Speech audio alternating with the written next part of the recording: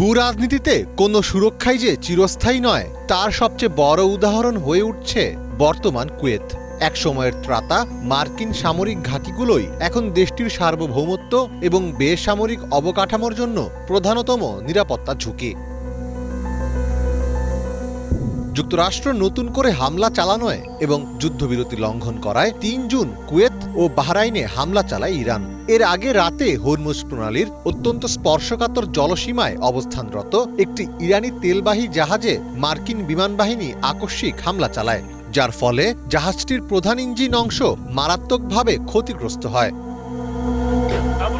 এর কিছুক্ষণ পরেই মার্কিন বাহিনী হরমুজ প্রণালীর কেশম দ্বীপের দক্ষিণে অবস্থিত গার্ড বাহিনীর একটি প্রধান যোগাযোগ টাওয়ার লক্ষ্য করে দ্বিতীয় দফায় ক্ষেপণাস্ত্র হামলা চালায়। এই দুই উস্কানিমূলক হামলার জবাবে ইরান কুয়েতে অবস্থানরত যুক্তরাষ্ট্রের পঞ্চম নৌবহরের সাথে সংশ্লিষ্ট প্রধান সামরিক স্থাপনাগুলো লক্ষ্য করে একযোগে ক্ষেপণাস্ত্র ও ড্রোন হামলা চালায়।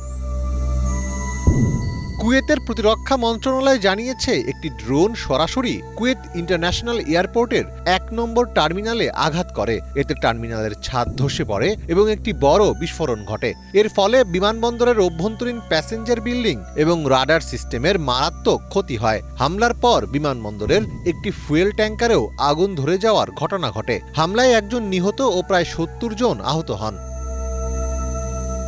এমন অবস্থায় জরুরি ভিত্তিতে ওয়াশিংটন সফরে গিয়েছেন কুয়েতের পররাষ্ট্রমন্ত্রী শেখ জাররাস জাবের। ৪ জুন মার্কিন পররাষ্ট্রমন্ত্রী মার্কো রুবিওর সাথে এক রুদ্ধদ্বার বৈঠকে বসেন তিনি। মার্কো রুবিও এই সংকটের মুহূর্তে কুয়েতের নিরাপত্তা এবং সার্বভৌমত্বের প্রতি মার্কিন প্রশাসনের শতভাগ প্রতিশ্রুতি পুনর্ব্যক্ত করেন।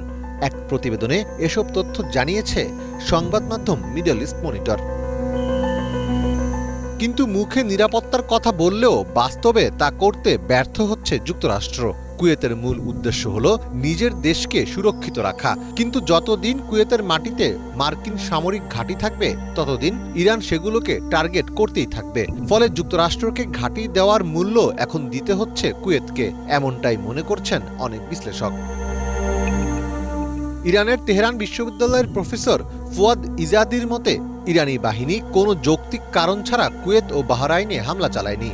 সম্প্রতি সংবাদ মাধ্যম আল জাজিরাকে দেওয়া এক সাক্ষাৎকারে তিনি বলেন, যুক্তরাষ্ট্র ইরানের প্রতিবেশীদের ভূখণ্ড ব্যবহার করে ইরানে হামলা চালিয়েছে, আর সেসব দেশ তাদের ভূখণ্ড অপব্যবহারে যুক্তরাষ্ট্রকে থামাতে পারেনি। মার্কিন সেনাবাহিনীর সেন্ট্রাল কমান্ডের ভিডিওতে দেখা গেছে একটি মরু অঞ্চল থেকে মিসাইল ছোড়া হচ্ছে, ইরানের বিভিন্ন জায়গায় সেগুলো আঘাত হানছে।